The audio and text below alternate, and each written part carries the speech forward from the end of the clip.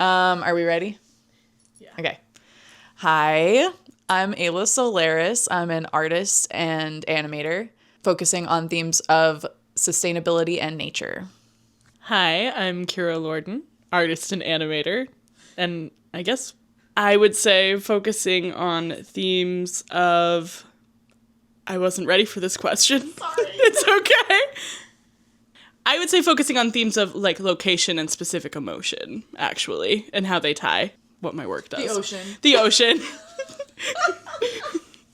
Insert frame here. It's back.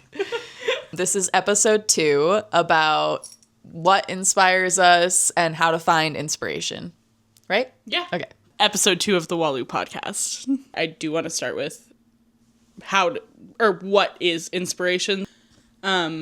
I'll be real, I only read one scientific article about this, but I did like it. It was talking about activated pleasure or pleasure activation as like a tactile thing that you can sort of read in the brain. And that is sort of what people tend to tie with inspiration.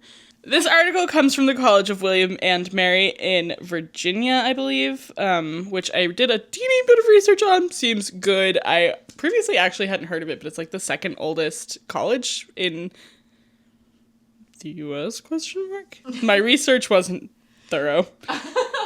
Activated PA, a high arousal form of pleasant affect, is the strongest known correlate of inspiration. Indeed, the term inspired appears on the PNAS measure of activated PA.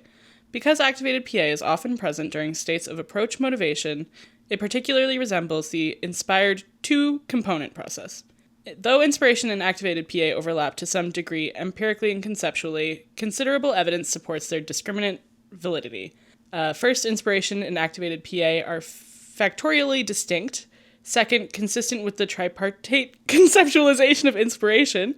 Experiences of inspiration involves greater levels of transcendence and lower levels of volition control and ascriptions of personal responsibility compared to the experiences of activated PA. Then they go on to talk about that Thomas Edison quote, inspiration, or it's 1% inspiration, 99% perspiration, or perspiration? Perspiration! Precipitation. Which basically just saying that creativity, inspiration are actually not the important part of creating. The important part is creating. Working Yeah. on what you're thinking about. Makes Others will naturally come to you. So often when you find that you don't have the motivation to do something, if you start doing it anyway, the motivation will naturally come, which is very useful in more places than just art. That it can be really helpful in anything that you are having a hard time getting the ball rolling on in your life. Do you know what PANAS? What'd you say it was? PANAS? PANAS. Positive and negative affect schedule. Okay. Used to measure the balance of positive and negative emotions. And Yeah. I'll put the link, obviously. Yeah. Obviously, I'll put the link. Show me it again. Okay, wait. I had another Because I was... query. Break it down now. It's basically just saying that, like, pleasant emotions obviously tend to inspire you, but also, like, high arousal situations, which I think can not... Is every episode going to have me going, not sexually? But not in a sexual way. But not in a sexual way. Find out the gutter. I think that can also mean, like, tense situations. And just, like, what leads to aha moments in our brain. And one of the things that I thought was interesting where they were talking about the work and not, like, that the inspiration is unimportant in comparison to the effort of creativity. Yeah. I was thinking a little bit about the Flow State book, and so that's why I dug that out. I read this when I was teaching, and there was just a part in this where the flow state... we've all seen the memes on TikTok recently where it's like, blah, blah, blah, reaching a flow state so hard. Like, drinking a Diet Coke and eating perfectly salted French fries and a Caesar salad and genuinely reaching a flow state. I love those memes so much. And I actually when I started seeing them, I was like, we're learning about the flow state. The general public's learning about the flow state finally, because I love learning about that. Love talking about it. Learned a little bit about it in college and then pursued it when I was teaching psychology.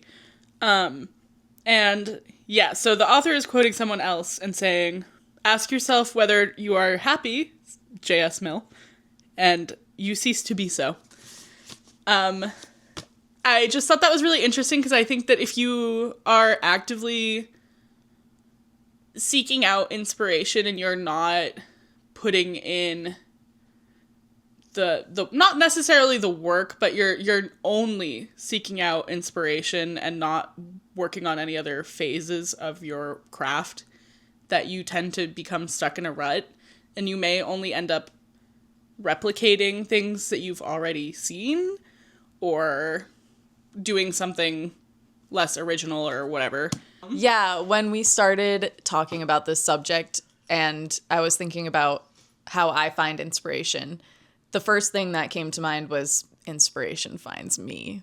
Like, you can't seek it out in a way because, like what you were just talking about, the more you try to find it, I think, the more you, like, dig yourself into a hole and get stuck in a rut. I think that's a lot of the time how art block finds you. Like, art block is the enemy of flow state. They're the opposite end of the spectrum. That's so true. I'm interpreting that quote not to say that if you have the thought, I'm so happy, that your happiness will vanish. It's that if you are constantly asking yourself, am I happy right now? Is this what happiness feels like? You will find a reason for it to not be that. And I think that's just because the human mind, there's some sort of, I don't actually know how real this statistic is, but like 3 negative comments to 1 positive comment, the ratio tends to stick in the head. So I think that when you do ask yourself an open-ended question about an emotion, the gut instinct is to leap into something negative. Yeah. And I think somehow that does line up with inspiration. Yeah. Well, I mean, to me, I think I talked about this before in the last episode, actually, but I get inspired by the darkest parts of my life. So to me, I think we talked about like how we were teenagers and we felt like maybe we got more inspiration because we were so volatile, kind of like our emotions were up and down constantly in flux, like so intensely all the time. And that led to a lot of creativity. And I think it's a very fine like thing. It's a fine balance there because you have to have some sanity to be able to create. Like also it's a privilege thing. Like if you have enough time and the materials to create, that's a privilege on its own. Because if you're in a very desperate situation, like even you can sometimes barely afford the means to create. Like currently right now, you're trying to get a hard drive to unload everything off of your ancient phones so that you can actually be able to film something. And like, so that's stopping you on its own there.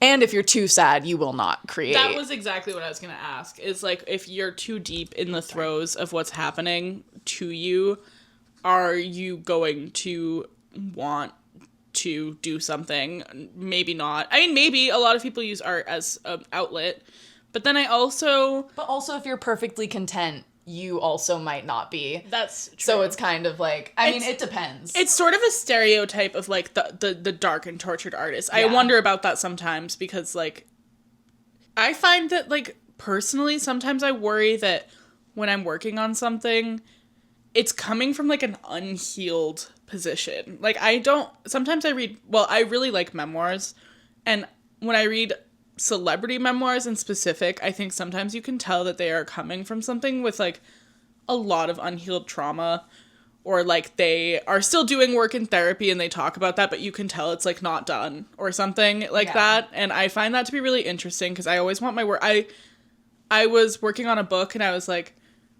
I don't think I have an ending because I'm personally not healed from the trauma that I'm writing about, which is like more about chronic illness at this point, which I hadn't realized when I started writing it. It was just about capitalism. Yeah. And then I realized, like, the themes that I was picking up on, I was like, you always end up writing from experience a little bit. So it's, like, interesting. I was like, I have no ending because I'm upset. Like, you know? So sometimes that can happen. Well, you have a sad ending.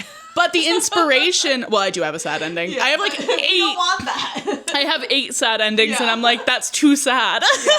Yeah. We always want to find, like, at least somewhat happy ending to our stories. Yeah. Because it's, again, like the thing we were talking about last time where we want a spark of hope in the content we consume. So therefore, we want it in the content that we're creating as well, I think. But then again, the inspiration from that is something negative. So it's like, I agree. It's really interesting. Like, I think you just need time and space from the event sometimes, or not event, whatever, you know, whatever's going on sometimes in order to create. But sometimes you might just use that as like your immediate outlet, art or writing or whatever. Yeah. I would put that under the umbrella of art still. Cause I think we're both writers as well, but we're not calling ourselves because we're that. Animators, art and writing intertwine intimately. Yeah. So it's just, there's no way to distinguish. You can't be an independent animator and not be a writer. No, not at all. And they tried to encourage that in a lot of our classes and stuff that we took. Yeah. And anything that I have like read going further about writing has really helped me, I think, with filmmaking. Yeah. And watching movies, narrative media that is just filmed has been helpful for my animation and stuff. Yeah. Which that is an inspiration as well, in a way. Yeah, for sure. Should we touch on flow state a little bit more?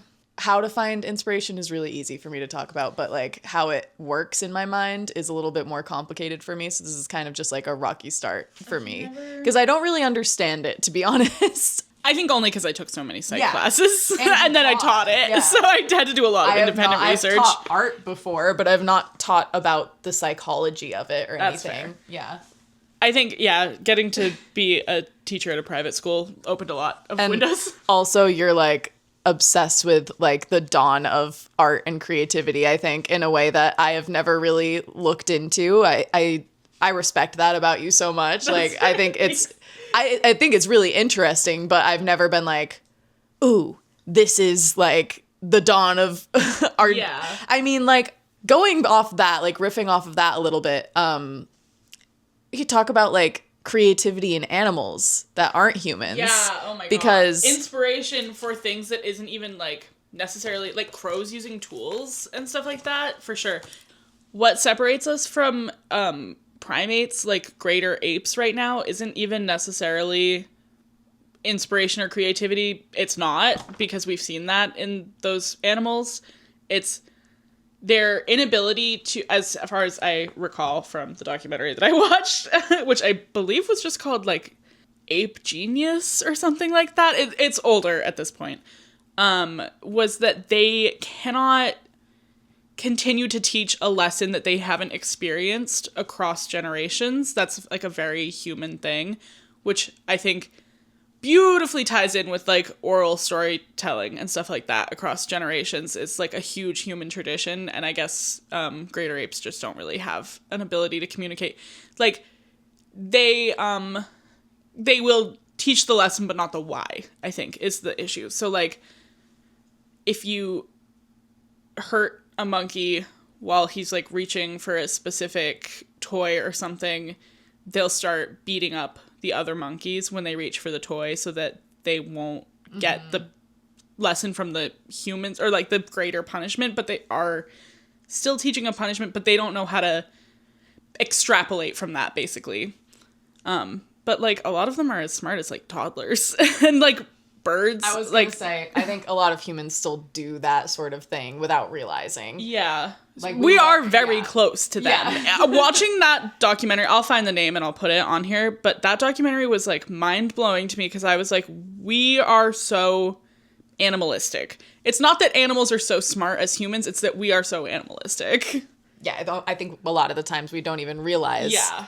But yeah, I know that a lot of animals do create art and are artistic in a lot of ways. And there's so many things that we used to think distinguished ourselves from them. And then the more we learn, it's like, oh, they do that too. They do that too.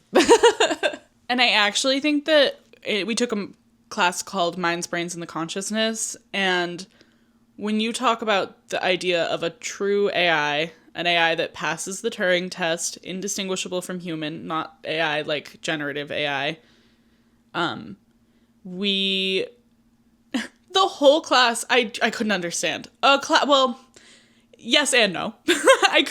Yes and no.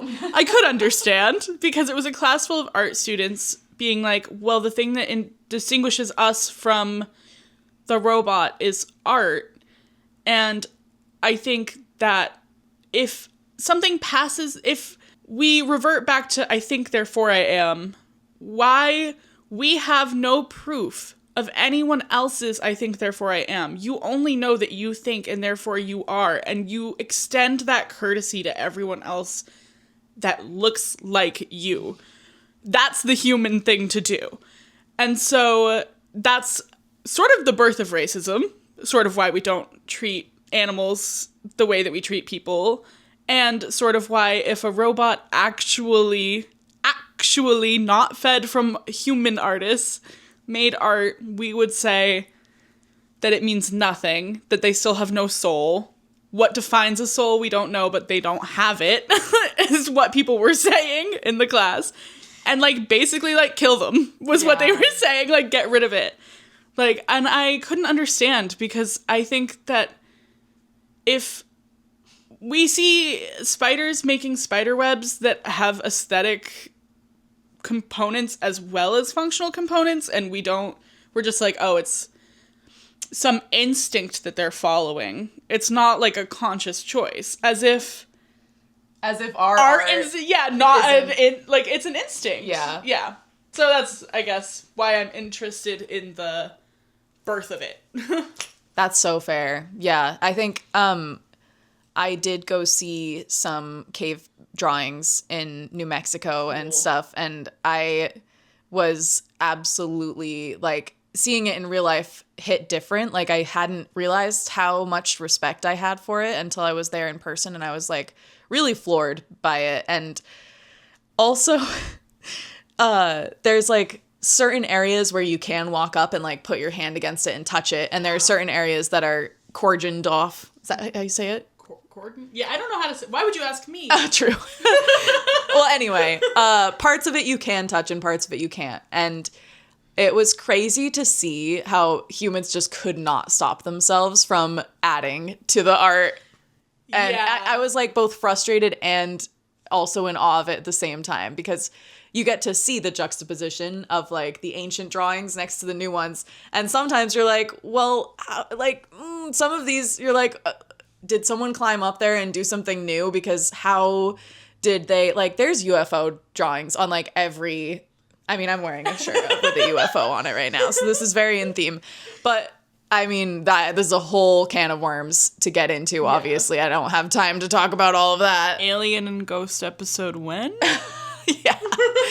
But, it's, obviously Andy was with me and he was freaking out because he totally thinks that humans got all their intelligence from aliens, which I don't agree with, but that is a can of worms. Yeah, he loves that theory. Yeah. I don't love that theory. But anyway, regardless, it was special to see that stuff. And I think just, like you said, like, humans have an innate need. And it is, like, an instinct to storytell and to create art and leave. I think it's a way of, like you said with the apes, like, leaving a legacy of sorts. Because even now when I create art, a lot of the times I'm like, this is my legacy. Like, I have to, and not just because I think I said this in the last episode as well, but, like, I have to, creating art is pooping. Like, I have to do it. I can't not. Yeah. And I think a lot of people need that and don't know they do. Like, so many people should be making art that aren't. Yeah. And I feel like they have this emptiness in them that they don't even know why. And that's, like, just, you need to express yourself, bro. There's a book that my dad recommended me, and I will find it. He read it, and I ended up not reading it because I felt that it was more for people that aren't engaging with art in their lives, and it was more about how to be artistic and how everyone has a creative side, and it's not necessarily like traditional art mediums. Yeah. But that everyone, that everyone needs a creative outlet and how healthy that is. Yeah. And I thought that was a really good read for people that don't get in tune with that very often. I mean, my dad is more creative than most traditional dads are. Like, he does really fun things on our house, which is the more masculine version of it, but then he does a lot of like photo matting and framing. He loves photography. Not that that's not masculine, but he loves writing. Yeah. He wanted to make children's books for a long time. He took children's literature in college for a while. Definitely part of the reason I read so many like classic children's literature books as a kid, for sure. Yeah, my dad has passed away, but he was also an artist, and my mom is not. She always says that she wouldn't be an artist because she's so she's not not diagnosed OCD, but she is very perfectionist. And she said that if she ever worked on art, she would never finish one piece because she would keep working on that same piece until the day she died, basically, and continue to perfect it, which I think is so funny. And she would probably never finish watching One Piece either. Yeah. But also, I do see your mom as being, like, one of the, like, old-time... Like, not old-timey, but, like... When I see your mom around a fire telling a story to, like, your friends and your sister's friends and, like, your grandma's friends, like, she will, like, tell us, like, she wants to be involved. She loves storytelling. Yeah, and across generations. Mm-hmm. And I do think of her, and it's always around a fire. And I'm always like, wow, we're tapped in to, like... We talk about the art of building the fire. Yeah, she is into that. Yeah. And there you go. I was gonna say that, like, that's kind of what I was leading up to, is she takes pride in everything she does all the time. And she's perfectionist about it, obviously. But, like, I think in a way it's art. I mean... We talk about what is art, what are the limits of art, because that is so interesting to me. I think art can find its way into, like, almost anything. Yeah, design versus craft versus artist versus intent versus manufacturer. It's, like, a very big conversation, and one of the topics that I think we have for another podcast, actually. Yeah, it's too big of a thing to get into right now with the whole inspiration thing. Yeah. But, I think... Marcel Duchamp with the urinal... like, taking someone else's manufactured work and going, I put it here and it's art. Yeah. Or the banana that someone duct taped to the gallery wall. Very controversial. Like, all these controversial things, and it's like... Christ in piss. Yeah. It's like these... You don't have to agree for it to have a valuable conversation. For sure. Yeah. But my dad was a very traditional artist. Mm-hmm. He did oil paintings, and I think he also, like... I think oil paintings was... The oil and acrylic were his general mediums, but he was also a writer. And I know he collaged. And if you never saw his bedroom, but it was, like, insane. Like, every single square inch of it was covered. Like, he had collaged his entire bedroom. The ceiling was so cool. Fully, like, posters and trinkets and everything. So, yeah, cool. And he was a very sad person. And I always, like, to this day, I still wonder, like, I'm definitely, like, a weird mix of the two of my parents, obviously. But I've had a hard time separating the sadness from the need to create, I think, in my life a lot. I've definitely noticed if I'm having a great time and I'm busy and I'm seeing friends and family and I'm, like, going outside all the time, I usually, like, don't feel as strong of a need to create as, like, especially now because it's winter and I'm not seeing as many people and I'm stuck inside. I definitely tend to create more, like, when I'm isolated and feeling kind of down or something. But, like, it helps me a lot.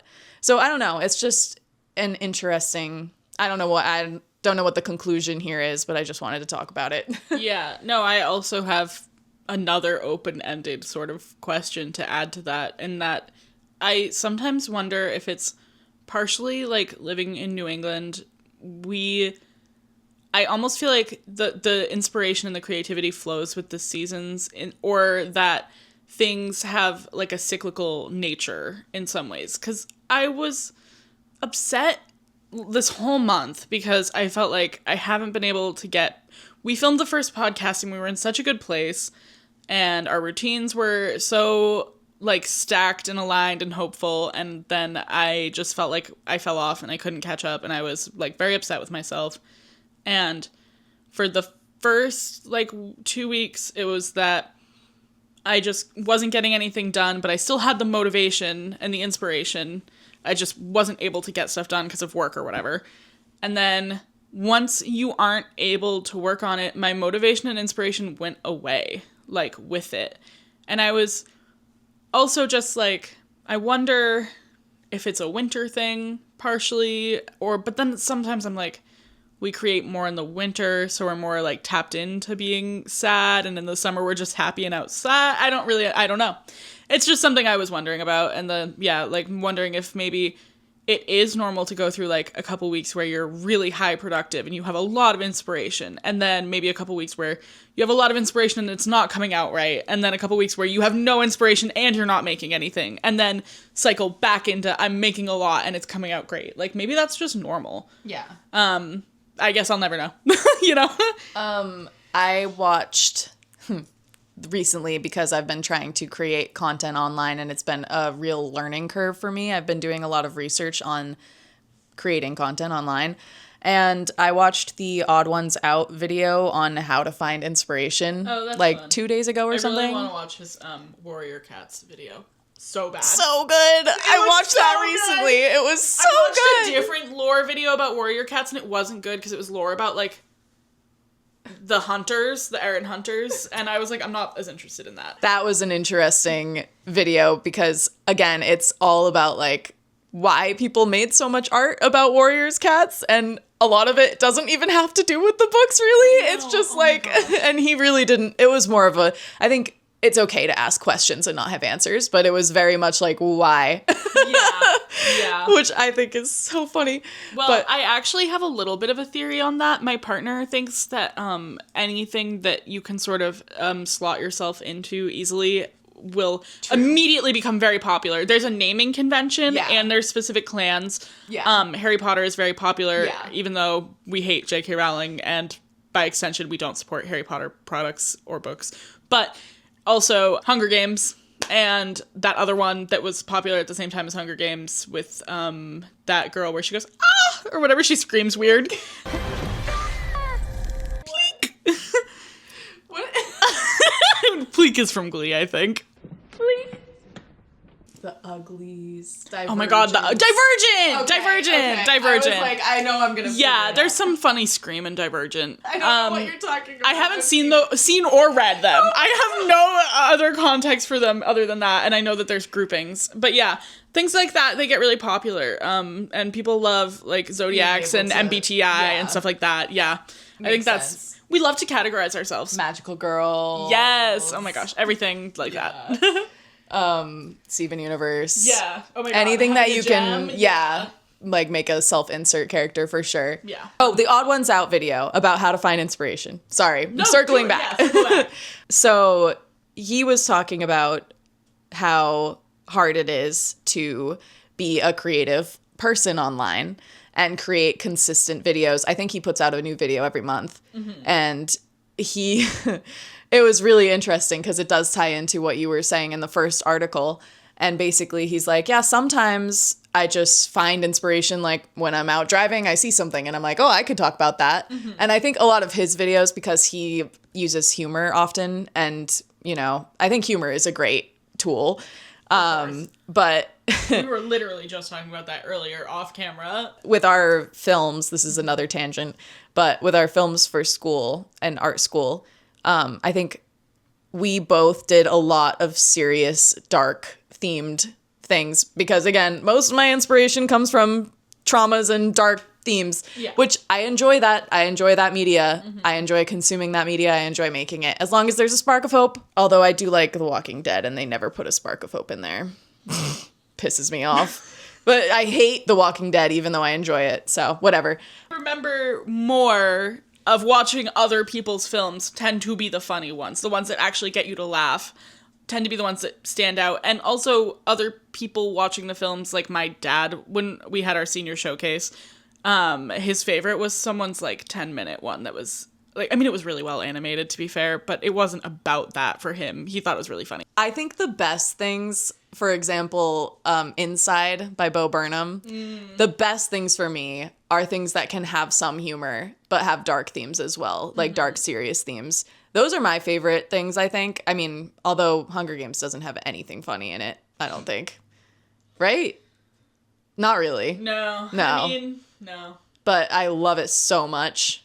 But like Avatar: The Last Airbender has so much humor and dark themes as well. What did I think that you meant? Is your makeup collection that you bought from that, is that Avatar: The Last Airbender themed? Yes. Why did I think you really got into a James Cameron Avatar? No. Why would you think that? To think. When I was doing the editing for that video, I was like, "Ooh, is it clear that I'm talking about The Last Airbender?" It was not, apparently. Well, I just thought that the font The logo would have yeah. made it clear, but I was doing chores. Yeah. So that makes sense. Okay. Anyways. Sorry, I mean, wow, Ayla has such a rich and complex inner life that I'm not a part of. I hate the James Cameron movies so much. Let it be known. I hate them. Oh my God. Okay. Oh gosh. So, we both made somewhat funny films for our finals because we had made so many dark films, and I think we were kind of jealous. And we wanted to let loose for our finals, I think. So, mine definitely had, like, I was trying to do the balance of, like, dark themes, artistic themes. If you see my YouTube channel, it's called Way Cooler. And it's just, I think the whole idea of my film was about, like, I guess it's just about, like, finding inspiration in a way and, like, Yeah. Evolving. Summed up your college experience a little. Yeah. I thought it was pretty funny too. I tried to make it funny. I'm somewhat awkward with humor though, so that's, I think, why I normally stay away from it. Too. If I'm funny, it's usually unintentional. I think we both have that happen a lot. Yeah. For me, I ended up making mine just more about, like, being on the internet and stuff. Ironically, no dark themes, but about summoning a demon, nonetheless. But It's so good. it was just, like, I don't know. It was more inspired by Gumball. I wanted to do some multimedia stuff. yeah. I didn't get Really the chance fun. to do as much as I wanted to, Both but of ours were somewhat multimedia. yeah, we're both so inspired by what animation can encompass. Yeah. That's a big inspiration right there. That's why I love animation so much. There's just so many Medium things. is such an interesting thing Yeah. that can happen. That's why I consider myself an animator above all else, I think. Even though I start with artists every time, but I mean, that's a weird thing. Maybe I should just introduce myself as an independent animator instead. I think so. Yeah. They kind of encompass each other. Yeah. Now I am finally circling back. Unless you had something. Okay. So, Odd Ones Out video. Sometimes he stumbles upon an idea, and other times he has nothing. So, he writes in, like, a journal or on a random piece of paper. He just writes, and it'll literally, like, the example he used in his video was, I am writing. I'm writing with my left hand currently. How weird is it that I am left-handed? I'm glad that no one talked me out of it. I'm, like, directly quoting. And then he's like, my teachers, I'm so glad that my teachers were more focused on my bad grades or bad writing or something. And then he's like, oh, an idea. Yeah. So that has to do with the thing that you were saying with the article, is a lot of the times if you just start doing something, even if it's bad, and I think I've seen that a lot on content creation advice, it's just like, make something, even if it's bad, even if it's like, you have no inspiration for anything, just make something, like, just poop it out. Yeah. When you see people talking about The Artist's Way, which is literally a book about the path to inspiration and creativity, one of the things that she recommends, and that book is woo-woo for sure, but I think a lot of it is good to take away, is doing that every morning for 3 pages. And she is like, just do your stream of consciousness. You're like, I gotta go brush my teeth. And this morning I was supposed to clean out the fridge. And I am so tired, my eyeballs hurt. And, like, just fill that out for 3 pages. And eventually you'll start tapping into something else because your brain just makes automatic associations. Yeah. Title here. I think we've already sort of started to talk about that. Yeah. But there's a Mark Ribier song called Shout out. Yeah. It basically starts off with, it's called Another Idea. Love it. He goes, another idea. I can't come up with anything, so I'm just going to sing about how I can't come up with anything. And he starts it by saying, fuck your creative integrity. Just do it. Just make something. Make your dreams come true. Like, what's it called? What's his name? Shia Just do it. Yeah, Shia LaBeouf. No, it's not Shia LaBeouf. Just do it. That's not Shia LaBeouf. Yes, it is. Hold on. I'm going to Google it. Googling Shia LaBeouf. No, it's not. It's... Actual cannibal Shia LaBeouf. No. It is. That's not. It is.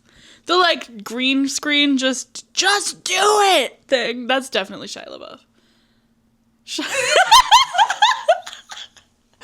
Yeah, I think that's so funny. And I think Inside by Bo Burnham also has a very similar, like, he's just, like, laying on the ground, like, saying random thoughts, and then, like, he'll just start singing about something. Yeah, I mean, he makes it look effortless because it's all edited very nicely, but I think a lot of, and you can see in Outtakes, which is the extended version, that there's a lot of the creative process. And also, he made some songs that were very similar to each other, and songs that were like direct, like, what's it called, parodies. Yeah. Also, that he had cut out, but then he included them in the outtakes, and I think that's cat sneeze. I think that's so, like, cool to see, like, because you can see more of the process in the outtakes version, and I just think part of being creative is loving the process, even when it kind of sucks. Like, yeah, I mean, there's definitely parts of every project where I'm like, I want to quit this. It looks bad. But I think that will always happen with I think everything has like an ugly duckling phase. Yeah. But loving the process anyway. Trust the process. Trust the process. That's what they say. Yes. I think that's a big part of it.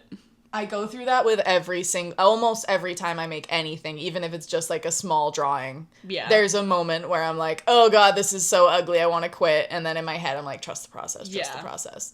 It's a good mantra. It is. And I think that partially has to do with like confidence in yourself, which also does tie into inspiration. I think you will get more inspiration from working on more projects, which you like strengthens your confidence in yourself, like in your creative bone or whatever muscle. Mm-hmm.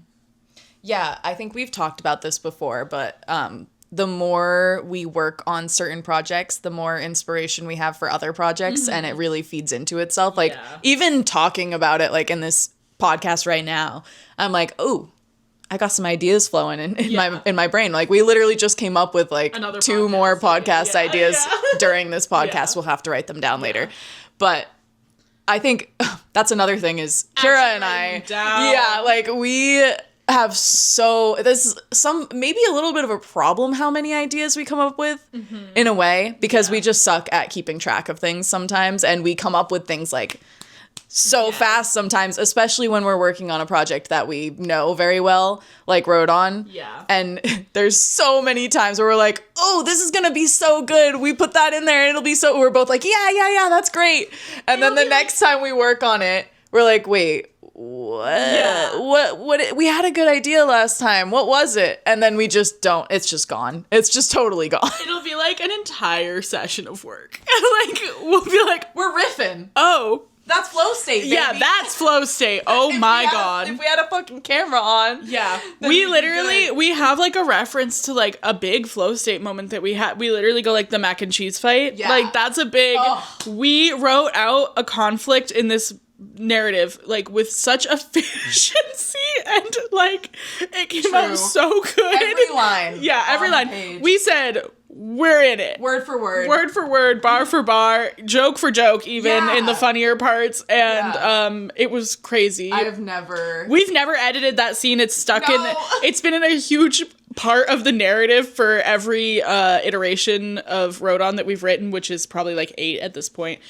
That's another thing that is like do you consider, this is sort of a outlier question, but do you consider going back and like working on stuff to be inspiring or inspiration blocking? Because sometimes I think it depends on what it is, but sometimes I find that going through my old sketchbooks, very inspiring. Editing my writing, not so much. Yeah.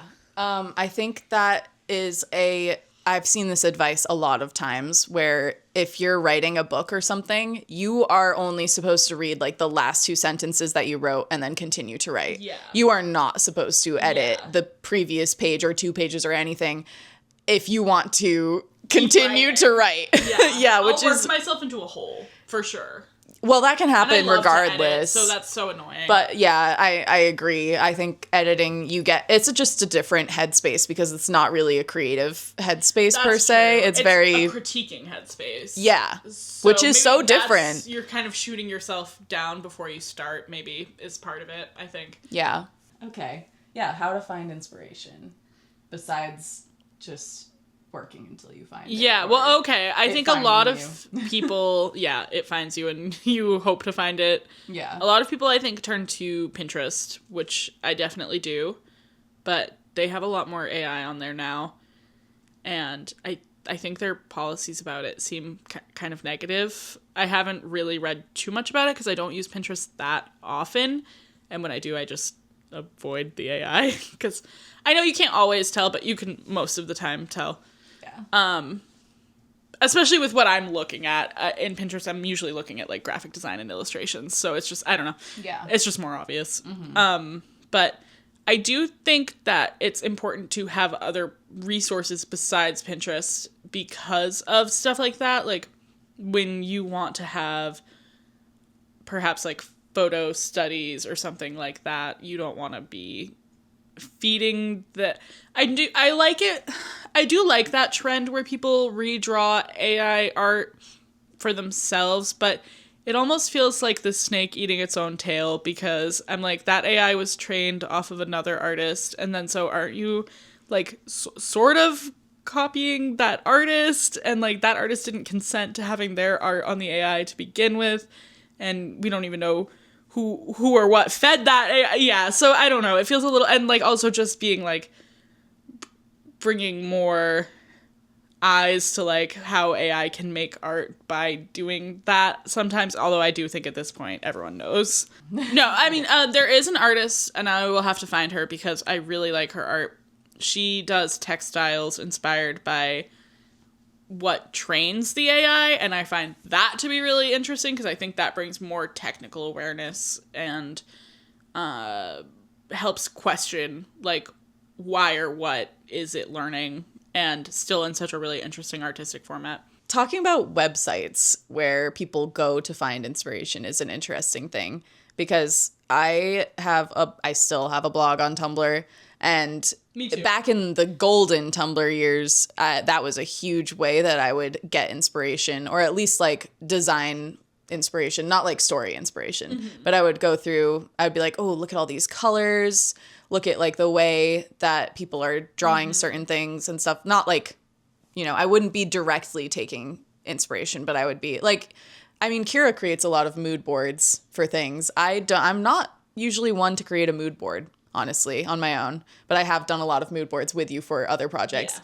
And I love them.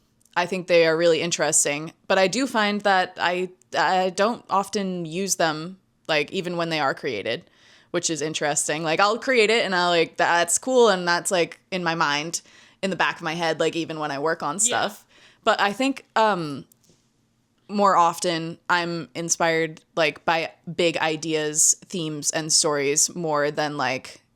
I think for me, when I'm making the mood board, the purpose is just to have it in the back of your head and not reference it all the time, because you don't want to start copying by accident. I think this is actually why we function so well as a team a lot of the time. I'm very much led by visual direction. And when I am picturing a story, I am also picturing how it looks. Like everything is very movie in my head. Yeah. And sometimes it's actually a force to get it from being a movie into being like more animated or being more art, like a still image or whatever. But I think that part of the reason that I always have us do mood boards is because I want us to be on the same page of like what is the visual direction and what other narratives have used visual directions to convey their narrative, because I want the narrative that we craft to be intertwined with the visual, and that's such a animation thing I think that I love that we get to do. And just, I guess, for me, I'm like, I require extra inspiration because I want to be inspired about the narrative, I want to be inspired about the visual direction, and I want to be inspired by how they entangle. And there's so much that and goes there's so into much. And I do love a mood board. Yeah. Carton Kid, we put this together because we had a list of the inspirations, which was Paranorman, Coraline, Over the Garden Wall, Gravity Falls, Roald Dahl's The Witches, the entire Goosebumps series, Wolfwalkers, Corpse Bride, Monster House, Life is Strange, the video game, Limbo, the video game, Night in Woods, the video game, and Ebe, the like RPG video game, which shout out if you know that. And it's good to have that list because obviously a lot of the narratives of that is like spooky children's horror, themes of like death, but for children and how to handle that. But when you pull it up into this, you can actually see like they do all have a similar visual handling. And so that was really interesting to me and not something that I was fully aware of before. I had planned a color palette in my head before pulling this up. And I don't want to say that, like, this didn't, like, necessarily change my mind on the color palette, but, like, I just felt like, oh, I think that if you want to convey something to someone else, it helps to have, like, a familiarity to, like, I like symbols and imagery and stuff like that. It helps communicate your story better, but that's sort of a different tangent than inspiration altogether. But that helps you see your inspiration for me, and I think that sometimes, I'm just a more methodical, I think. I have a more methodical and slow approach to things than you, so I'm, like, very step by step. And you're very, like, creative outbursts that I cannot, like, I admire it so much. I'm very, like, so that's something about inspiration. I think, like, my inspiration is very, like, like, yeah, I don't know. Very organized. Yeah. Or I force it into... Yeah, mine is very, like, spark in the dark. Like, yeah. I literally, like, poop it out, and then afterwards I'm like, oh, I gotta clean this up. A lot of the time. Yeah. I'll be like, ooh, this doesn't, some of it doesn't make sense. Whereas I think the structure helps me continue to be inspired. So I feel like that's really interesting. And another reason that we work together so well. Yeah, for sure. We bring each other in different ways. Yep. Like, if Kyra is like, where do we go next with this? I'm like, how about this? Yeah. How about this? How about this? And a lot of them get shot down, and sometimes I'm like, hello, can you come up with something? Yeah. And you're like, no, I just know that's not good. Yeah. I just know that one isn't good either. I'm sorry. Keep it coming. Yeah. And I'm like, ugh, what about this? And you're like, now what? We're on to something if we twist this a little bit, like, then yeah. And I'm like, okay, we found it. And we always get there. Yeah. But yeah, that's interesting. Yeah. It's definitely been a skill for our, like, I mean, we've always worked together pretty well, but I definitely think we honed it in, like, not taking it to heart when we don't like each other's ideas. Sure. And also feeling like we can say that we don't like each other's ideas. Because I think in high school, a lot of our, like, worst writing elements were because we were too scared to say no to each other. Sure. And I feel bad. Feelings. Yeah, hurt feelings. And I do feel bad when I'm, like, going, no, and I don't have any ideas. No, and I won't help. That is helping, though. Yeah, even though it doesn't seem like it. Yeah, so it's interesting. Because, like, I feel very, like, you create a story and I create a vibe, and then we're like, get it together, push them together. Yeah, totally. I think that was a lot of tangent, but we're inspired by each other, clearly. Yeah, for sure. Other artists are a huge inspiration, for sure. Like, and that's Tumblr. Tumblr was so good for that because it's hard to find. There's no real websites for other artists anymore. Like, R.I.P. Instagram is so bad. It's terrible. And every artist agrees. Yeah. And I feel like artists on the internet are looking for a new home right now, especially because, like, now, like, even TikTok, everyone's, like, trying to leave. Yeah. Because it's changing hands. Yeah. And it's bad. And obviously Twitter, everyone left Twitter because of that. Some people didn't, but most people did. Yeah. And yeah, I think my account is still up, but I stopped using it. I don't think I deleted my account because I just never logged. I don't think I ever logged back in, frankly. After he took it, I went, all right. So all my stuff is still up, but I think that is also true of Tumblr. I just left everything up and went, goodbye. Yeah. Sorry. Yeah. But yeah, I think TikTok has been my best attempt, and I think that video is a more engaging format for art. I really enjoy getting to see everyone's processes, and you can still post the still images. Yeah. I think the carousel thing really helped, because they didn't always have that. But again, it is changing hands, and also it has its limitations. I do appreciate that Instagram and TikTok have... Does Instagram have a creator fund? It seems like they do. I think so. Yeah, and then obviously YouTube. Yeah. YouTube is like all reliable, baby. That's actually where I get a lot of my inspiration. Yeah. But that's not illustration. Yeah. That's not good for illustration. I think what we've been, it works more for us in general because we're more animators than illustrators in a way. But yeah, like it's frustrating for sure. And I don't think Tumblr was good for video. Like at all. No, not so at all. It's interesting that there hasn't been one that besides Twitter that was good for both. Yeah. And it's really Do you Blue Sky? Do you think Blue Sky's worth? I don't know. Can't remember what it's called, but I saw someone talking about the other day that they still use the like LinkedIn, Adobe, whatever the hell it is. Behance. Yeah. That he still uses that for inspiration and to find other artists' work. And I was like, that is interesting, because I thought of Behance as being dead when it was like 8 years ago. So that's on it. I was like, did it pop back up or what? So maybe that's something to look into. Yeah. But yeah, we're sorely missing artist spaces on the internet, sadly. Yeah, it's a rough time to be an artist or get into art. I don't know like as about a career. Yeah, like getting into art as a career is extremely difficult right now, I would say.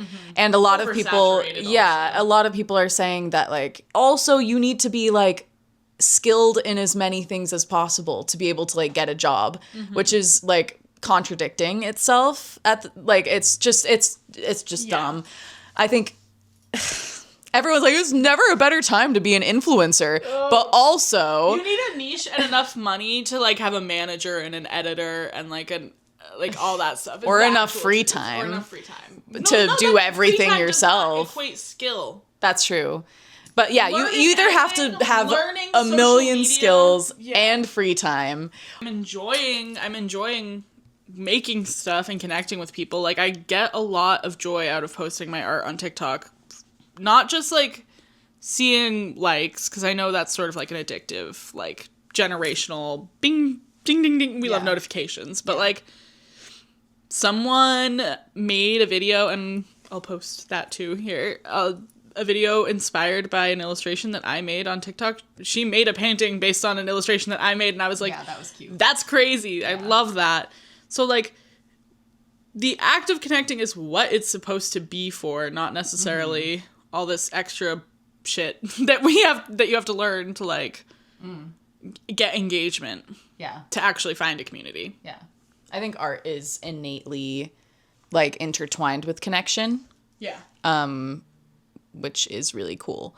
And the internet and inspiration don't have to be intertwined. You can find inspiration in real life. Yeah. For nature. sure. Like, I think nature is one of my biggest inspirations, and I feel so refreshed just by going outside, and it just helps to clear the brain in general of all the bullshit, and yeah, because the internet is bullshit. Yeah.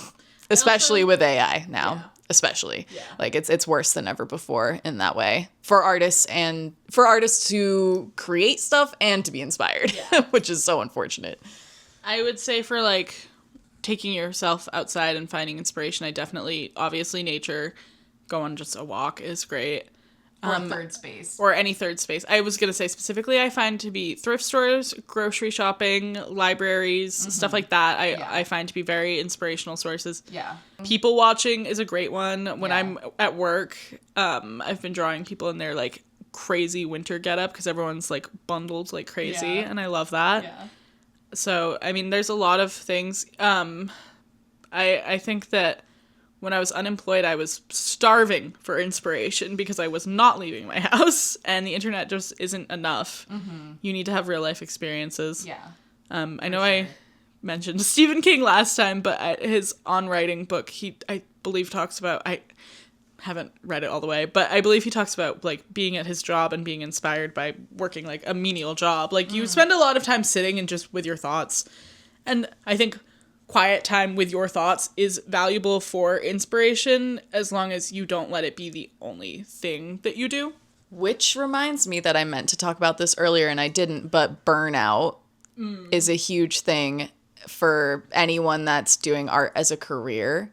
So a lot of people stand by this, and even I think stand by it. It's very hard to be creative for money because of the finding inspiration thing consistently. Mm-hmm. And burning out is extremely easy, especially when you have pressure on you. Like if this is how you make money and how you survive, it can be extremely difficult to consistently create anything that you're proud of, especially. Like even I've been experiencing that, like with my start of my new YouTube channel. I've already done 2 videos that I was like, I'm not so proud of these, but I just gotta make something, just do it.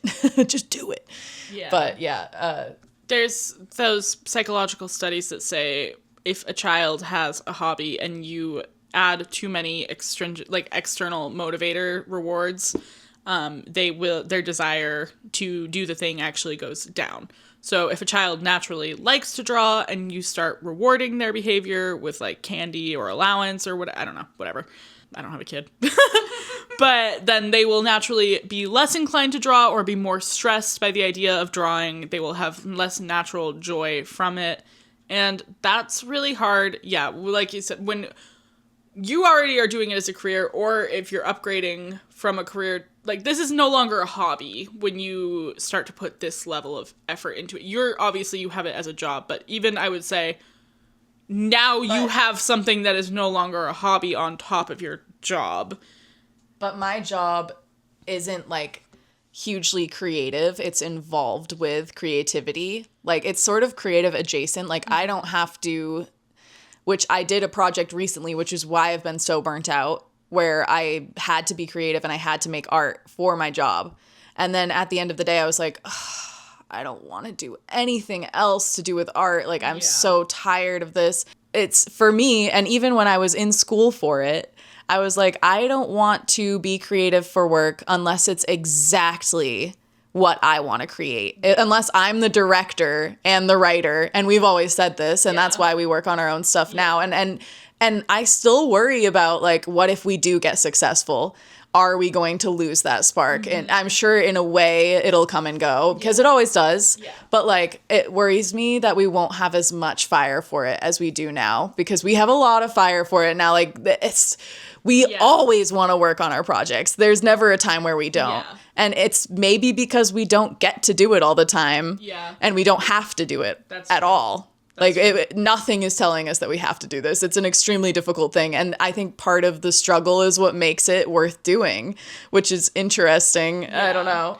Like, honestly, I obviously relate to that fear, but I also am afraid of, like, having to be less hands-on with stuff if we do get more successful. Like, letting it go. Yeah. And accepting less of the work of it so that we can do other stuff. That is stressful to me, too. Like, even when you say that someone else should edit my YouTube videos, I'm like, but it's exactly videos. It's crazy. It's like, because we have those skill sets now, and have a taste of what we like. Once you curate like a vibe that you enjoy, it's really hard to sort of give that up, especially we're kind of perfectionists. As far as like making good on the inspiration from the internet or from outside, I definitely try to take a lot of photos and videos. Yeah. You vlog, still collecting your inspiration from your life, which I enjoy. And I have a tendency to do like photo collages of like random stuff that I find, and I keep those on my iPad. Having a place that you can go back to look for inspiration that you previously had is very helpful. We also both collect like ticket stubs, Yeah. Polaroids, scraps of ribbon and anything Collage. for collaging. Yeah. And I have a few collages up in my apartment, which I'm so glad that I finally put them up, because I don't like having my art on the wall of my own place normally, because I don't know why. I'm not really sure. Me either. But I just don't like looking at it normally. But for some reason, the collages, they normally have some of my art, like little scraps of art on them. Mm-hmm. And looking at those brings me so much inspiration, which is really interesting. And it's sort of like a mood board in that way. Yeah. But like, I'll just like, I have one in my bathroom and one behind my bed. And when I look at them, I see little pieces of my life on there. And I'm like, oh, remember that? That gives me some inspiration. Like reminiscing sometimes gives me a lot of inspiration. I think it's rare to see an artist that doesn't have a collage or a sticker set or some form of decoration on their sketchbook cover. Yeah. And it's almost like the inspiration to break the fear of the first blank page is how I feel. I think that, that is a really good one where it's like, I'm engaging in art, but low stakes because I don't have to make as much, but you can still say something and feel something from it, which is really nice. Yeah, it is a lot like a mood board. The arrangement of it is the art itself. Yeah, and obviously really cool. some And people what you take it to associate. another level and they get really cool with it. Yeah, it's so fun. Yeah, I really do enjoy it. I've been wanting to do one recently. Just do it. All right, then I'll do it. Shia LaBeouf. Just do it. He is controversial, I think. Yeah. But that meme is not. That meme is not. No, obviously not. We all agree that we should just do it. Which, Nike. I don't want my love to go to waste. You and your beautiful song. I was going to say, we could probably just off the top of our head list the things that inspire us the most. Because, Not me. Me, off the top of my head, think of something? Off the top of my own head? This one? This one? Without a list? A 10 feet long list? No. So, I have a list of all my favorite stuff, which I would say probably is what I come back to the most as inspiration, but it's not necessarily the stuff that has most inspired me the most. But should we start with TV shows, movies, video games, or books? I think just whatever is on your mind the most. It doesn't have to be right now or anything. So I literally have a BioShock tattoo. Yeah. Because I love BioShock so much. And I have spoken at length about my feelings of capitalism. Mm-hmm. And I don't think that Ken Levine made a perfect critique of capitalism, but I think it's an important one nonetheless. And I loved the atmosphere and the art deco and the horror, and the combat system was really fun.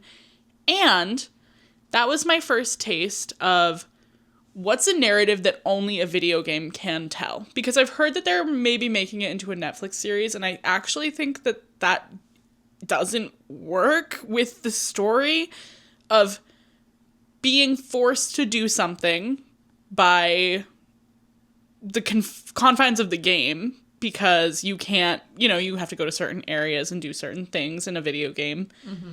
Using that in the narrative as someone who, spoilers for BioShock 1, 2008.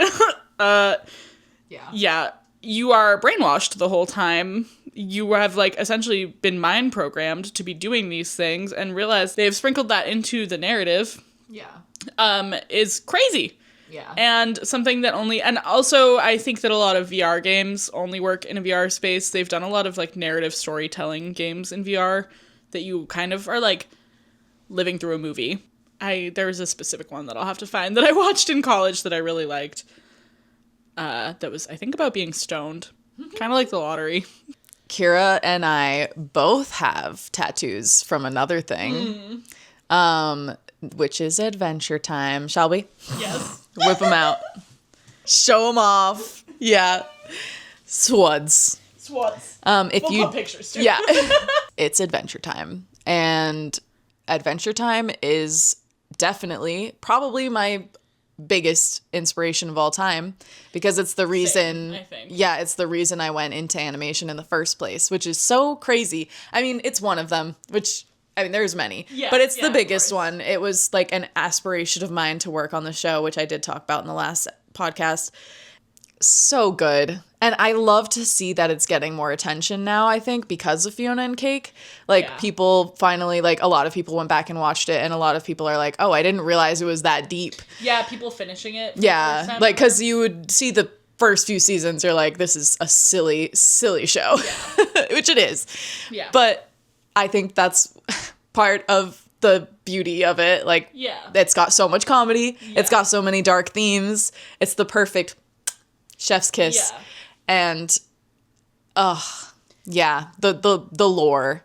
And that's another thing that you could probably make a character insert easily for, because there's so much room to Yeah, play. the kingdoms. Yeah. Yeah. And we did. Yeah, Adventure Time almost tricks you with how silly it is, but I don't think that was their intent, because like I think that it did want to start off silly and then graduate into seriousness, Yeah. but I don't know if they even knew how I don't. much they were going to grow with their audience. I don't think that was the original intent, and I think that's a really interesting reflection of changing as things around you change, because I think with long-running shows that's sometimes hard to pull off.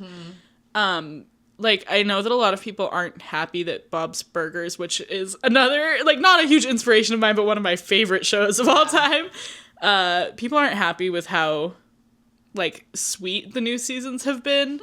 And I think it's more like, why do you want more gross, upsetting shit when everything else is gross and upsetting? Yeah. Like, I think that I think it's, like, temporary, but they're, like, growing with what's going on right now. And I think art is, like, since we've talked about how we use it to process, like, emotions and, like, as an outlet and stuff, I think even in things that you consume that feel more lighthearted, it tends to have an effect like that. I have one more thing to say about Adventure Time, because for example, one example of, like, are the writers fully aware of what they plan to do from the start or not?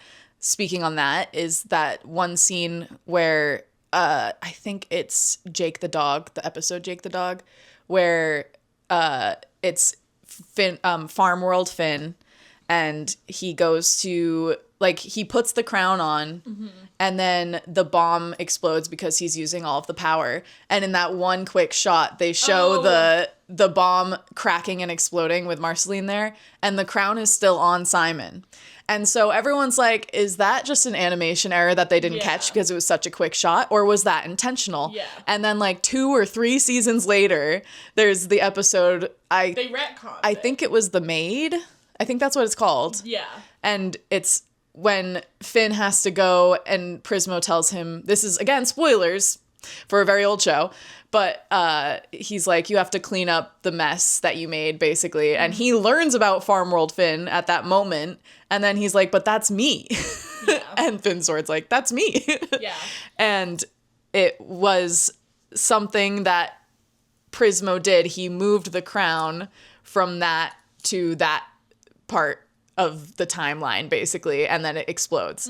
And I think that I am with you that it was not intentional at first, but they retconned it and they made it work so well. And I think that's just a testament to the genius of the writing of that show overall. Ice King was not intended to be a person with dementia from the start. No. They just saw that in him and wrote it in such a beautiful, seamless way. And, like, that was one of the best episodes from the start, like Simon and Marcy. Yeah. That was when the lore really started to be like, holy shit. Like, this is a crazy world full of, like, deep themes, and it's just, I love that show so much. Yeah.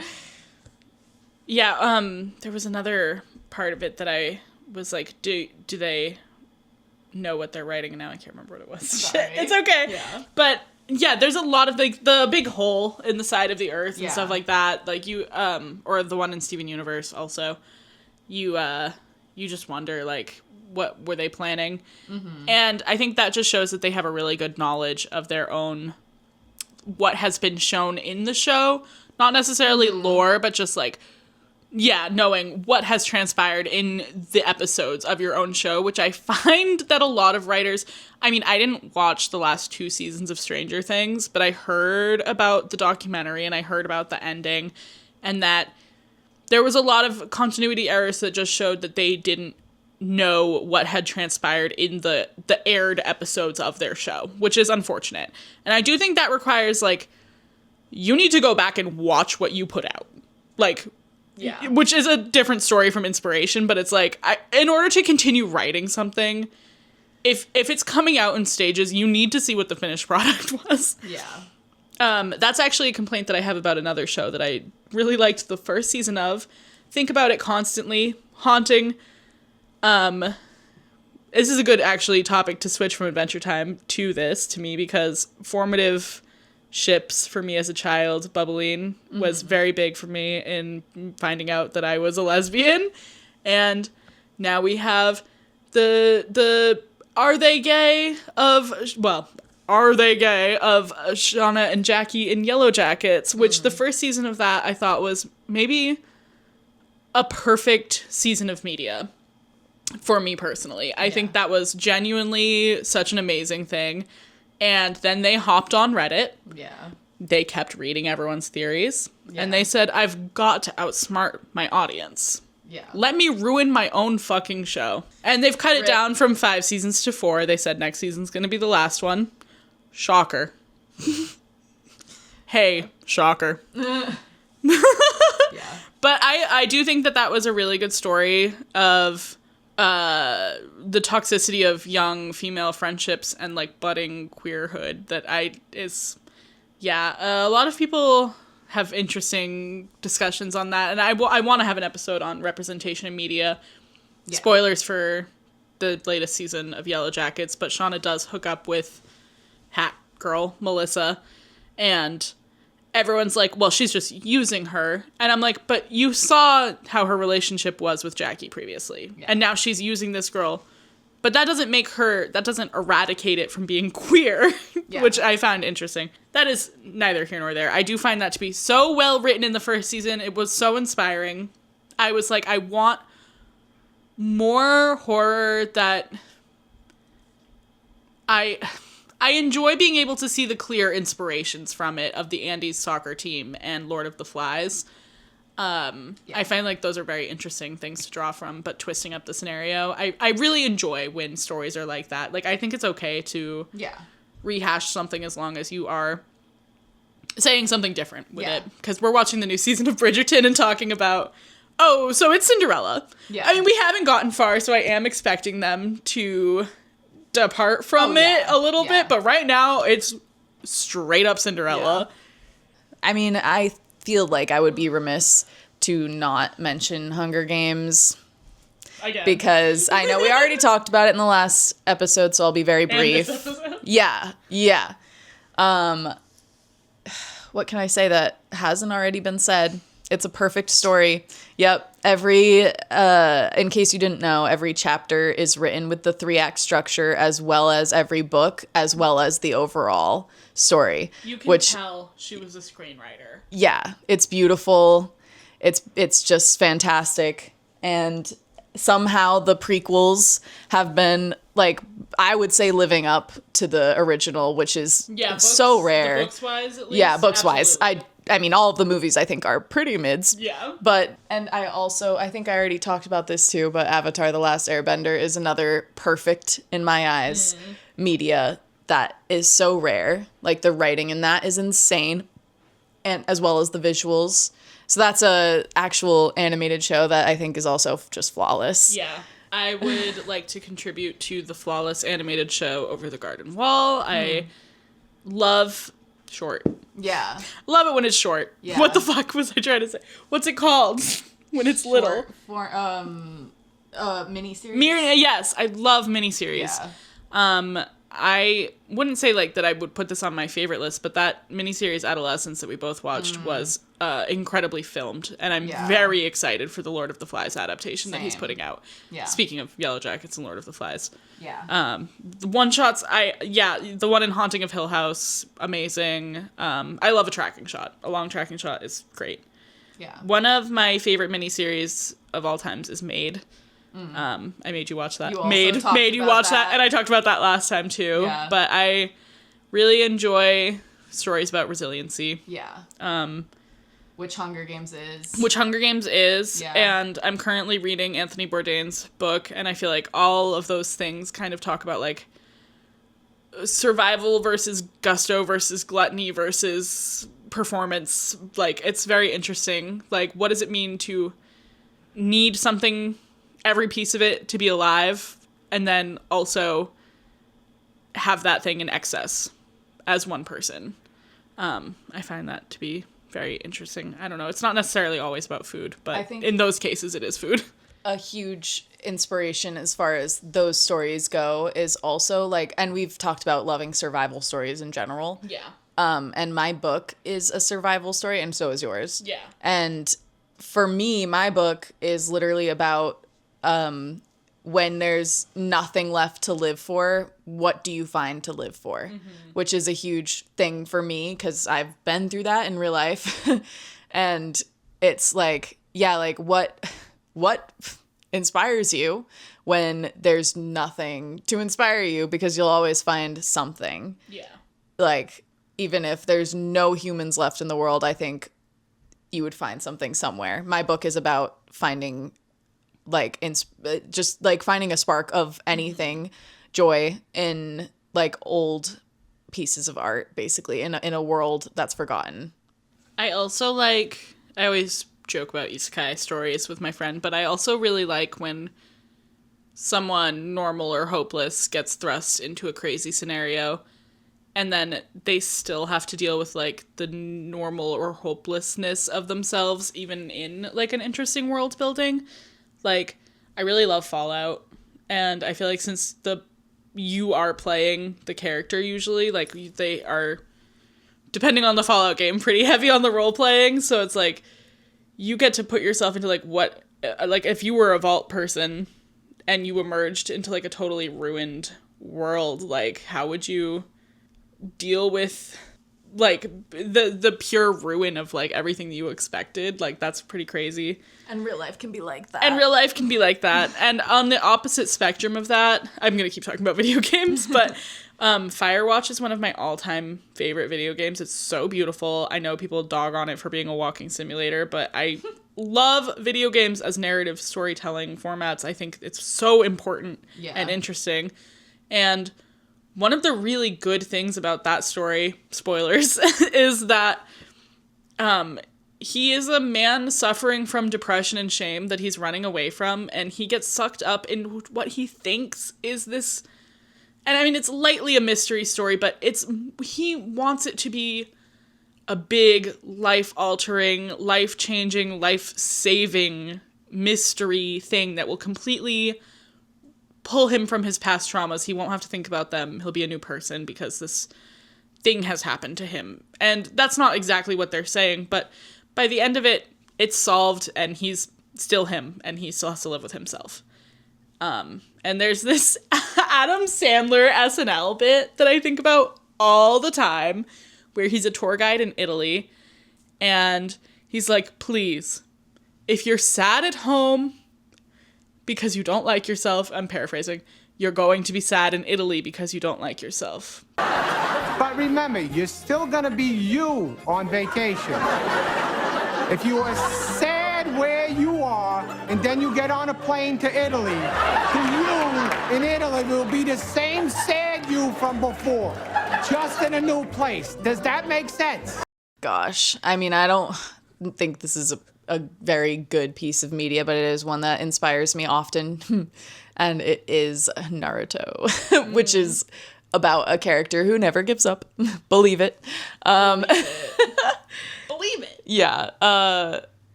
And we both love Naruto. Yeah. But it inspires in a more visual way, I would say. Like, characters and visuals, but not really storyline, I would say. That's fair. And that's fair. There's a lot of stuff that inspires me just because it's cool. Yeah, you take what you want and you leave the rest. Yeah. In any of these media, that's the way it is for me. Because we're talking about more narrative right now, but that's not the end-all, be-all. I love, like, just goofy stuff. Like, yeah. Oh, Kill la Kill. Kill la Kill is on the top of my anime list. Yeah, me too. If you don't like other Studio Trigger productions and you don't like Panty and Stocking and stuff like that, then it's definitely might not translate. But I found that to be really good, and I could watch the dub and the sub interchangeably, like from episode to episode almost. The voices are on The voices were really good. Yeah. Dungeon Meshi also on the top of my anime list. Yeah. Beautiful. I really love it when people draw food and talk about food and survival and life. Studio Ghibli. I just rewatched Kiki's Delivery Service because I was feeling very, like, worn out from my part-time job, and, like, where is the line of, like, your job inspiring you versus draining you, because she, like, lost her ability to fly because of her job, but then also her job was, like, sort of what was... Like, at the beginning of the movie, they're like, she's not very good at flying. So it's, like, very interesting. I don't know. I really liked that. And obviously they have an artist character in that is sort of the self-insert for the director. Yeah. It's such a good movie. So good. Yeah, I really felt like that was perfect for what I was feeling at that moment. I could not stop crying while I was watching it, to be honest. It's so good. It's so good. Not to jar you guys switching up, but as far as humor goes... Early SpongeBob. So good. Flawless. So I can good. always watch it and I'll never stop laughing. Yeah. Like, genuinely so good. Shows that I have on, like, endless loop. I love Community. I know that it's not, like, your perfect cup of tea, but I think it's so fucking funny. I can watch it forever. People love it. Yeah, I mean, it is popular. And, like, other sitcoms that I like, Modern Family was so hateful, but I did like it. But, like, they're so mean to each other. I haven't finished it yet, but I do love it. And then on the other end of that, Grace and Frankie, I love them. They're so nice to each other, and I'm so gay for old women, so that happens. The Good Place. The Good Place. Did you see that on my list? No, but I had to talk about The Good Place. That is actually... Perfect. One of the most fantastically written and ended piece of medias that I've ever seen. Yes, thank goodness. Oh, it's so good. So good. Okay, I don't know if I feel the need to mention anything else really, because when I was saying Studio Ghibli, or Ghibli, whichever way you decide, I like all of them. Princess Mononoke is my favorite. Yeah. I guess just want to last shout out this PC game series that I played as a kid that no one's ever heard of, called Elroy Hits the Pavement and Elroy Goes Bugzerk. Very visually inspiring for me. It was sort of like a Photoshop jam, like, backgrounds with low res illustrations on top, and I really loved it so much. It was like my first ever mixed media thing. Also, shout out to Gumball, which we mentioned earlier. Yeah. I also didn't get to my comics, books, and short films section. Yes, okay. Which I know we've listed so many things at this point. I knew it was going to be like this because we just start geeking out about shit. But Seconds is a good one.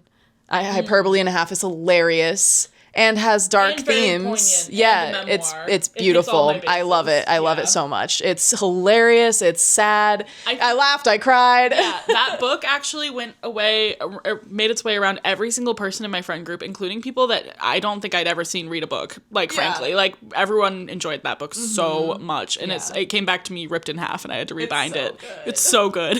That got some love. It got some love. I love Tilly Walden's comics, even though she ruined Clementine from the Walking Dead game. She literally obliterated that character. But her other stories, like no other. Yeah, it's legendary.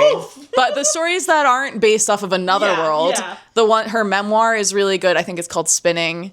And On a Sunbeam is a comic you can read online for free, and it's also amazing. Sure. I really love Hellboy.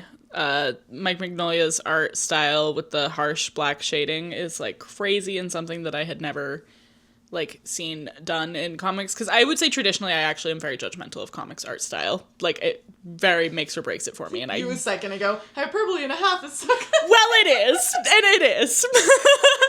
But I tried to read The Boys, and I tried to read The Walking Dead, and I tried to read Invincible, and those are all so fucking ugly. Yeah. Sorry. Also, Robert Kirkman had some very unsettling things to say at the end of his comics when he was responding to, like, reviews and write-ins and stuff.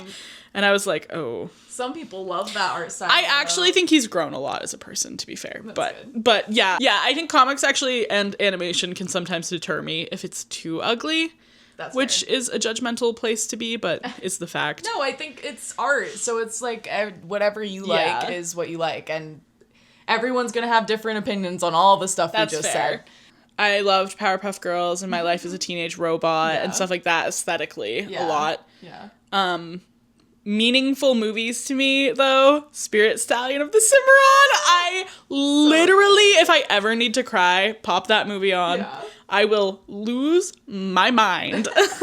And I tried to watch The Wild Robot. I mean, I did watch The Wild Robot, and I did watch, I think it was called Flood with the cat. Flow. I think. Okay, yeah, Flow, you're right. I haven't seen it yet, so don't spoil it. I'm not. Okay. But I just found that neither of them was as impactful to me as Spirit Stallion of the Cimarron, a story with a real fucking message. Yeah, it's so good. Other movies that I love, I'm a very active Letterboxd user, so I do have like a full list that I call my like canon. Midsommar was on there, don't worry. Midsommar, Ari Aster was my favorite horror director for a while. I think he recently usurped by Jordan Peele because Nope was so fucking fantastic and got no love comparatively. Girl with All the Gifts is actually what my book was originally. Like, I was inspired to write my book by that movie and book and sequel. I think that they did some really good things. Changing the movie for the book and stuff like that was very interesting. I recommend those for sure. Yeah, so good. So good. Okay, short films. World of Tomorrow. So good. And all the other stuff. Yeah, what's his name? Don Hertzfeldt. I would say, his feature-length film, we have a signed copy of It's Such a Beautiful Day. Yeah. It's one of my... I can't believe I didn't bring that up. That's in my Letterboxd top 4. My Letterboxd top 4 is actually currently It's Such a Beautiful Day, Midsummer, Willy's Wonderland, which needs an updating, and Twilight.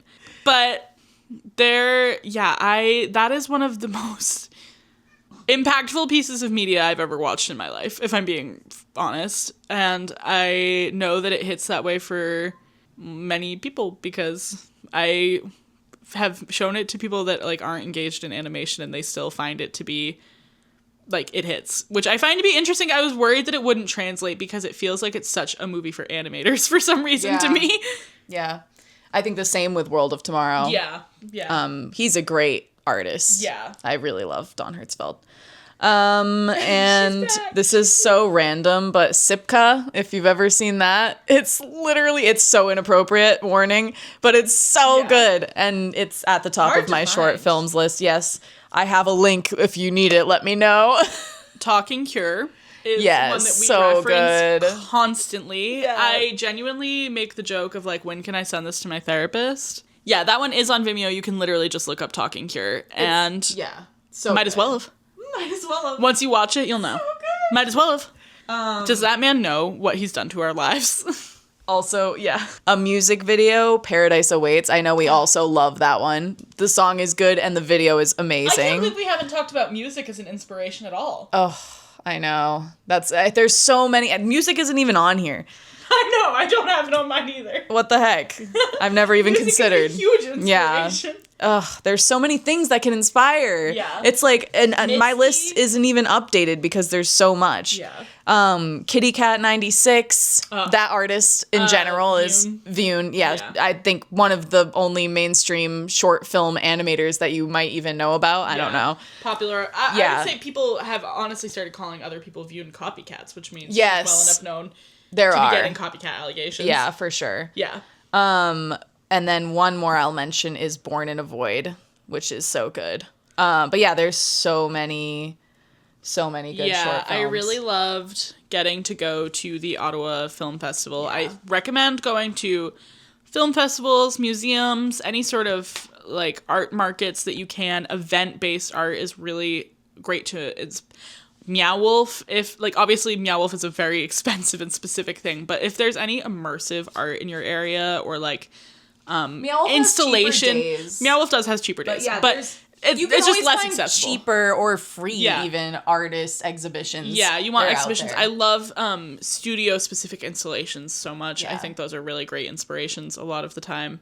Don't hug me, I'm scared. Don't hug me, I'm scared. Oh my god, so good. Oh yeah, Pearl by Mitski is on here for one of my Oh, okay. Yeah, I was short gonna say films. Mitski and Frank Ocean and I don't know, Fall Out Boy. I have a lot of Mother is a huge one for me, actually. There's Childish Gambino. Yeah. He also has great music videos. Yeah, and Atlanta is an amazing TV show. Yeah. So. And then I'll shout out one more artist that I've been obsessed with. I don't even know if it's a band or an artist. Telenovela, who also has amazing music videos, like very artistic and abstract. And their art is, and their music is very niche. I think it's described as like 50s space age cowboy jukebox or something, and it's just crazy, but it's really good. I find their music very inspirational. I definitely would also say check out Fleet Foxes. They usually have a lot of animated music videos. Yeah, so good. And same their with music is magical. and their music is really good. And same with Unknown Mortal Orchestra. Oh, yes. They also have a lot of animated music videos. And There's a techno band that has like pretty much all of their music videos are animated and well done and interesting. Honestly, you can get into sort of YouTube hole with like some really famous and along with Unknown Mortal Orchestra, if you love them, you'll love Tame Impala. Yeah, So good. And they have good music yeah, videos as it's well. like I love it when you get good music and good visuals. Yes. That's always fun. I love when they match. Yeah. They Also, normally do. on the opposite end of that, just like storytelling. I mean, Kendrick Lamar, hard to be beat with like lyrical prowess there. If you haven't seen the Super Bowl with Kendrick Lamar, Which obviously you have, absolutely but- must. yeah. You absolutely must. Oh my god, yeah. What a true performer. And honestly, the first time I ever actually heard him was an NPR interview, not his music. So, shout out. God. All right, I feel like the weekly report is going to be really great this week because it really ties in to the episode. I feel like all this stuff is stuff that would be inspiring recently. All right, well, I'll start because reading, I literally brought it this time. I've been reading A Cook's Tour by Anthony Bourdain. I'm really, really enjoying it. I find the way, again, I mentioned it earlier, the way that he talks about food as a necessity and food as a pleasure is very interesting, and it ties into his travels. I think he's a very well-spoken, well-written person to the point that I was almost like, great, thanks. It's okay. Just ignore that. I know, yeah. I was almost like, does he have a ghostwriter on this? But just because, like, it's hard to accept that people can be famous on, like, television for being smart and well-spoken and actually having real thoughts for some reason. So when I see them written on a book, I'm like, whoa. I kind of want to read this when you're done. Yeah, you definitely should. I think that sometimes we give platforms to, like, inane things because it's a little bit easier, like, as far as, like, a network TV show goes for, like, travel series and stuff like that. But he really got to the heart of a lot of things, and I loved his show. I love him. And I love him. So it's really nice to engage in the book. Yes. So I read Maximum Ride series when I was a kid, which is on my inspiration list for sure. I just didn't go into it, but it was huge for me when I was a kid. Huge. Sorry. But then I was talking to Kyra about it, and I didn't even realize how much it had inspired some of my work. And I was like, holy crap. I was looking at the Wikipedia for it, and I was like, this is so bad, but it's also so good. Yes. Anyway, so then Kyra was like, have you read the more adult version, When the Wind Blows? And so I found a PDF of that, and I've been reading it. And I'm not that far into it yet, but I have enjoyed it. The chapters are really short, so it's like easy. Yeah. And I think it's an overall short book. Yeah. So it's very digestible. Yeah. Even though it was intended for a more adult audience. I actually think these ones came out first. They did. Yeah. And it's like, it's sort of like a whole rewrite. Like he said, the story it's very similar, but the characters are completely different, even if they're named the same. Yeah. And it's very different and similar at the same time. It's interesting. It's kind of like how we're rewriting, well, not really. Rhodon is more similar but anyway, yeah, it's like he's found a story that worked and then he rewrote it, which I did want to say is a huge thing to do if you're trying to do something creative. Yeah.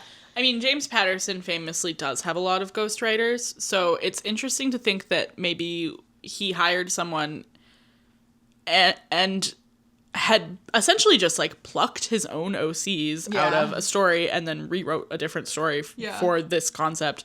I remain very curious about the process that went down for that. Because when I learned about Maximum Ride, because I got When the Wind Blows and The Lake, I actually read The Lake House first because I got it from a thrift store when I was a kid.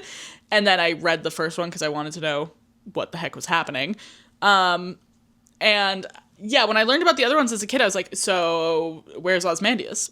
Like, I can't understand why he would do this. Why would you it was just so odd to me. And then, I don't know. It blows my mind. I'm so glad that you're reading it because I've been dying to talk to someone about that. Been a long time. You have more knowledge about it now, so I'll get to learn from you about the Maximum Ride series and how it differs because I'm wildly curious. Yeah. Drama. Oh, no. Okay. Yeah, next. Okay, so eating. So I literally made 4 loaves of bread within the past 48 hours. So I will be and am eating bread. Yeah. Other than that, soup, because it's winter. And Andy, I've been making specific requests for him to bring home lots of soup. So I've had split pea soup and like bean soups and veggie soups. Nonstop. Delish. Yum. Yeah. I really have been doing like this isn't necessarily eating, but I've been doing a spearmint tea before bed as like part of my nighttime routine, trying to like be in bed and a little less screen bound before I go to sleep. And I heard that mint tea is good for your digestion, and I'm not gonna lie, all the Hunger Games, sometimes she was like, we would chew on a mint leaf or have mint tea after dinner to stop our starving stomachs because they're starving because it's the Hunger Games. And so I was always like, well, it's a meal finisher. But that's been really great. Well, I'm always into local honey and supporting the beehives because I have really bad allergies and local honey can help with allergies. But obviously, besides putting it in tea, I've discovered my love for honeycomb ice cream. I think it's probably my favorite flavor of ice cream. So I've just been really enjoying honey-based products lately. I think it's so delicious. And obviously in winter, everyone kind of has a sore throat, so feels nice. Yeah. Nice. What's the next one? You're getting rowdy. I know. Okay, playing lately, the Woolhaven update for Cult of the Lamb came out, and so my partner and I started a new cult called Lunchbox. They're all named after foods, and they're really cute. It's really fun. I enjoy roguelikes quite a bit, and it's nice to have a co-op game that is couch co-op. I feel like we don't have enough or it's getting there. We're starting to get it back up on there again, but like, you used to have so many couch co-op games back in the day, and now they're all online and don't have an option for couch co-op. Ugh. I'm okay when it's both, but like have both, you know? Yeah. I recently finished replaying BioShock Infinite because you had been talking about it with me, and I was like, you flew through that. Yeah, well, fun combat system. Yeah. I really was like, zip, zap, zop. It was an awesome exit pill. Zip, zap, zooey. And I did the 1999 mode no dollar bill machine challenge because I was like, oh, I don't have that achievement for the remaster. I only have it for the 360 version. So I went through it and got the achievements again. Nice. Very fun. I have been so strapped for time lately, so I really haven't been playing a lot. I did pick up the Animal Crossing update for like a second, and I think I only played it like a few sessions. A little hard to get into the swing of it again. Yeah. I got really excited about the thing you said about Rossetti, but he only picks up items. He doesn't flatten all of the terrain. Oh. So I was like, ugh, whatever. I don't even care. And then I did get sucked into the new hotel thing for like a second. Yeah.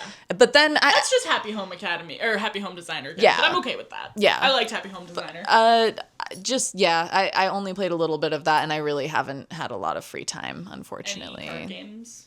Dang. I mean, I went to a friend's house to play cards, and I learned how to play aces, which was fun. That's fun. I think that's what it's called. It was fun. Spades. Oh, that might be what it's called. Yeah. Nope, that's what it's called. Okay, spades. I'm always looking to try and get people to play Hearts with me, but it's a 4-person game specifically. Yeah, so it's spades. Oh, interesting. Dumb. Yeah, it's really hard to... Hate that. Often not in a group with just 4 people. There were 5 people in our group, so I was like, why are we even playing this? I feel bad. Exactly. Like, one person's just over there like, it's fine. Yeah. I'm like, no, it's not fine. Not fine. Obsessing. I think I said Fallout last time. It just ended the show. Yeah. Fuck. Don't look at the calendar. The calendar's wrong. It's been revealed. And the timeline has been revealed. Yeah. Yeah, it's still Fallout. That's Have a guess what the day is. That's a true obsession, baby. That's Yeah. Yeah, I am sort of stunned by the Fallout 5 potential Colorado confirmation. That is crazy. Crazy news. I was fully thinking Houston. I'm not gonna lie, for the next game for Fallout 5. I really thought it was gonna be Houston. No specific reason, to be honest, other than I was pretty sure it was Houston. Fallout Tactics took place in... There's dogs there. There are dogs in them there hills.